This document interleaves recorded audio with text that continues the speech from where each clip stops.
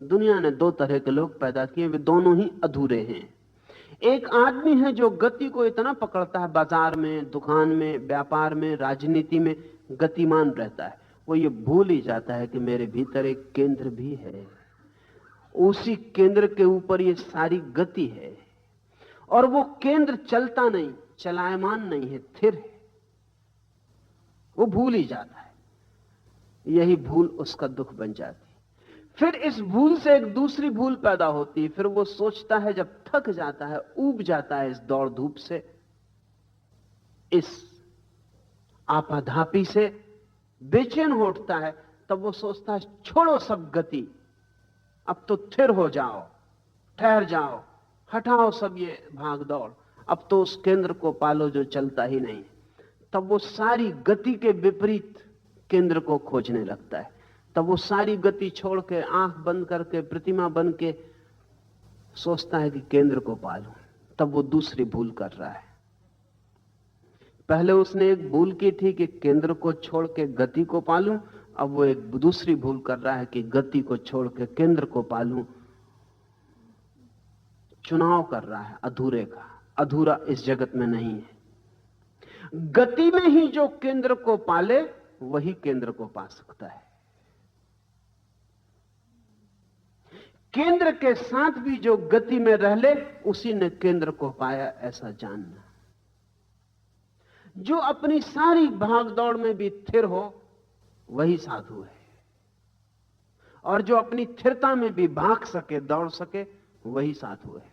जगत में दो तरह के असाधु हैं। असाधु का मतलब अंश को चुनने वाले लोग। एक, वे कहते हैं कि हम संसारी हैं, हम ध्यान कैसे करें, क्योंकि ध्यान तो उस बिंदु को खोजने की विधि है जहां गति नहीं है। वे कहते हैं हम संसारी हैं, हम ध्यान कैसे करें। वे कहते हैं हम संसारी हैं, हम सन्यासी कैसे हो जाएं। जब संसार छोड़ेंगे तब सन्यासी हो जाएंगे, और जब छोड़ेंगे सब दौड़ धूप तब ध्यान कर लेंगे। इसलिए कुशल, होशियार, चालाक लोगों ने बना रखा है कि जब मरने के करीब होंगे, जब गति छोड़ना भी ना पड़ेगी, अपने आप छूटने लगेगी, जब दौड़ना भी चाहेंगे तो पैर जवाब दे देंगे, तब हम ध्यान कर लेंगे। वो मौका अच्छा है। इसलिए हमने सन्यास को बूढ़े के साथ जोड़ रखा है। उसका कोई संबंध बूढ़े से नहीं है। मगर हमारी द्वैत की सोचने की व्यवस्था में यही उचित मालूम पड़ता है। वो तो हमारा बस नहीं है, नहीं तो हम मरने के बाद, क्योंकि तब फिर कोई उपद्रव नहीं रह जाएगा, ना दुकान, ना बाजार। मरी गए, फिर कब्र में ध्यान साधते रहेंगे। लेकिन वो उपाय नहीं मालूम पड़ता, इसलिए बिल्कुल मरते मरते मरते मरते आदमी मर रहा है और लोग उसको गंगा जल पिला रहे हैं और राम नाम पिला रहे हैं। इनको जिंदगी भर फुर्सत न मिली गंगा जल पीने की।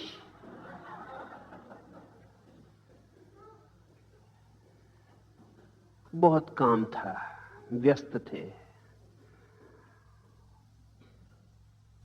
और जल्दी भी क्या थी, आखिरी क्षण पी लेंगे।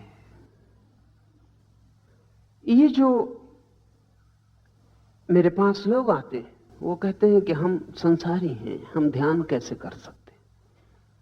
वो क्या कह रहे हैं? वो यही कह रहे हैं कि अभी हम गति में हैं, तो हम ठहर कैसे सकते हैं। उनको हम जरा और तरफ से समझें। आप किसी से जाके कहें कि मैं तो दिन भर काम में लगा रहता हूं, इसलिए विश्राम कैसे कर सकता हूं। विश्राम तो विपरीत है। किसी से आप कहें कि मेरा तो काम जागने का, मैं सो कैसे सकता हूं। लेकिन दिन भर आप जागते हैं और रात आप सो जाते हैं। न केवल इतना, बल्कि जितना ठीक से जागते हैं उतना ठीक से सो जाते हैं। सोना और जागना विपरीत आपको दिखाई पड़ते हो, विपरीत नहीं है, परिपूरक है। जो आदमी दिन में ठीक से जागा है, रात गहरी नींद सो जाता। जो आदमी दिन में ऊंघता रहा है, वो रात सो नहीं पाता। जो दिन भर खाली बिस्तर पे पड़ा रहा है वो रात कैसे सो पाएगा? अगर हमारा तर्क सही होता तो जिसने दिन भर ऊँघने का अभ्यास किया उसको गहरी नींद आनी चाहिए, क्योंकि दिन भर का अभ्यास ही है और अभ्यास का तो फल मिलना चाहिए। ये क्या उल्टा हो रहा है? और जो आदमी दिन भर गड्ढा खोदता रहा, लकड़ियां काटता रहा, पत्थर तोड़ता रहा, इसको तो रात नींद आनी ही नहीं चाहिए। दिन भर का अभ्यास जागने का। लेकिन जो दिन भर लकड़ी काटा है वो बिस्तर पर गिरता भी नहीं और नींद आ जाती। उसे पता भी नहीं चलता कि कब उसके शरीर ने बिस्तर को छुआ, उसके पहले उसके प्राण निद्रा को छू लेते। और वो जो आदमी दिन भर ऊँघता रहा है, अपनी आराम कुर्सी पे बैठा रहा है, बिस्तर पे लेटा रहा है, वो रात करवटें बदलता। आपको पता है ये करवटें परिपूरक हैं। जो दिन में नहीं कर पाया वो उसे रात में करना पड़ता है। उतना श्रम तो करना जरूरी है। 1500 करवटें बदल के थोड़ा बहुत सुबह सुबह सो पाता है।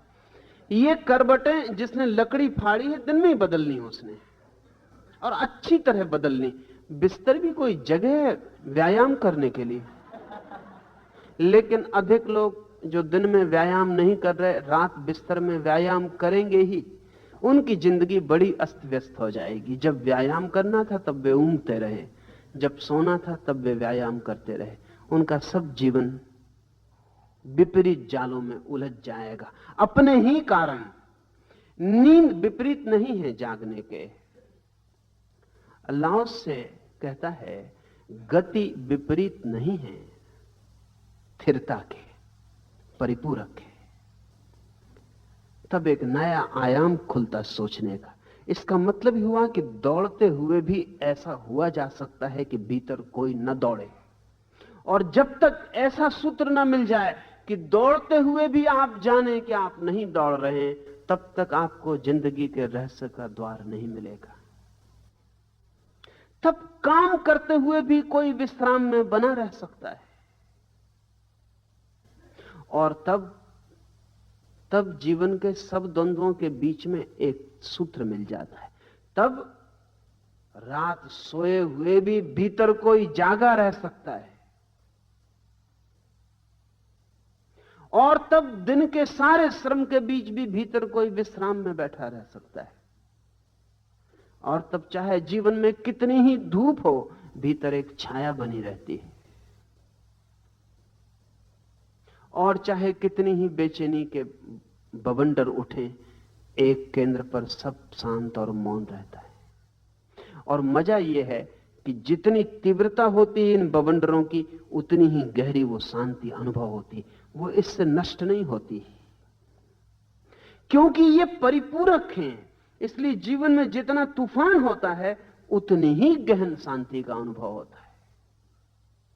और जीवन में चारों तरफ कितने ही दुखों की वर्षा होती रहे, एक भीतर सुख की वीणा बजती रहती।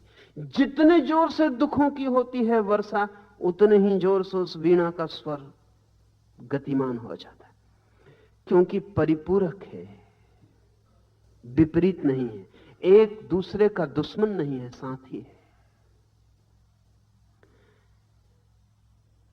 अद्वैत की ये अनूठी बात है।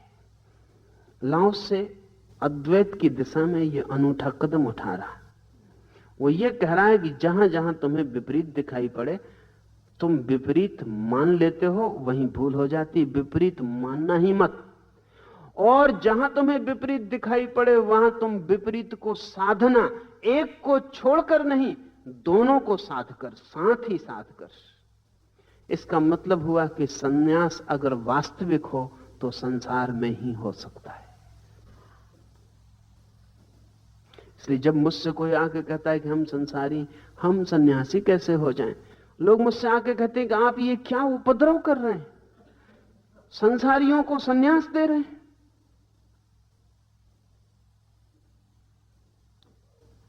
सन्यास तो तभी हो सकता है जब कोई घर द्वार छोड़कर, सब छोड़कर भाग जाए।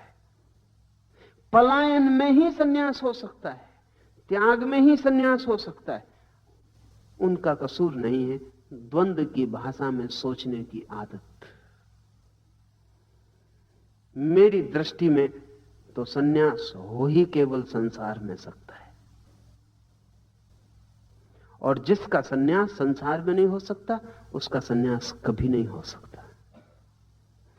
लाओ से कहता है इसलिए संत दिन भर यात्रा करता है और फिर भी यात्रा नहीं करता। बुद्ध 40 वर्ष तक चलते रहे। ज्ञान के बाद ही वो बुद्ध हुए। 40 वर्ष तक चलते रहे, एक गांव से दूसरे गांव, दूसरे गांव से तीसरे गांव, अनथक यात्रा चलती रही। एक शिष्य उनका मोग्गलान एक दिन बुद्ध को पूछता है, आप इतना चलते हैं, थकते नहीं? बुद्ध ने कहा, जो चलता हो वो थकेगा ही, मैं चलता ही नहीं हूं। मोग्गलान ने कहा, मजाक करते हैं आप, आपको अपनी आंखों से चलते देखता हूं। बुद्ध ने कहा, मैं तुम्हारी आंखों का भरोसा करूं या अपनी आंखों का? मैं भीतर देखता हूं, वहां कोई चलता ही नहीं है। तुम मुझे बाहर से देखते हो, वहां कोई चलता है। जो चलता है वो मेरी छाया है, जो नहीं चलता वो मेरी आत्मा है। और छाया के चलने से कोई थकता है? लेकिन आप थकेंगे क्योंकि आपकी छाया नहीं चलती। आपने छाया से अपने को एक ही मान रखा है।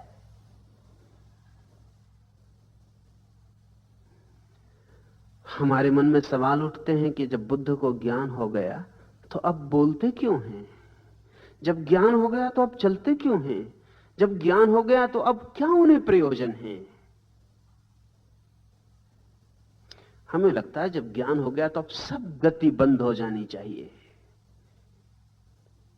गति बंद नहीं होती ज्ञान से, सिर्फ गति में जो ज्वर होता है, फीवर होता है, वो बंद हो जाता है। गति तो जारी रहती, बल्कि सच पूछे तो गति पहली दफे निखर के स्वच्छ हो जाती। नदी तो अब भी बहती है, लेकिन अब उसमें कूड़ा करकट नहीं बहता, अब उसमें गंदगी नहीं बहती, अब नदी शुद्ध धार हो जाती। ऐसा समझ लें कि पानी भी ना रह जाए और सिर्फ गति रह जाए नदी में, इतनी शुद्ध हो जाती। लाओस से कहता है इसलिए संत दिन भर यात्रा करता है। Therefore the sage travels all day, yet never leaves his provision cart. और वो जो भीतर जीवन ऊर्जा है, वो जो भीतर जीवन का मूल स्रोत है, प्रोविजन कार्ट, जहां जीवन की सारी शक्ति संरक्षित है, जहां उसके जीवन का भोजन छिपा है, उसे कभी नहीं छोड़ता। यात्रा करता है दिन भर, चलता है दिन भर, और भीतर कोई भी नहीं चलता। भीतर वो अपने मूल केंद्र में थिर बना रहता है। परिधि चलती है, केंद्र ठहरा रहता है। चाक चलता है, कील रुकी रहती है। बोलता भी है और नहीं भी बोलता, क्योंकि मौन से बोलता है।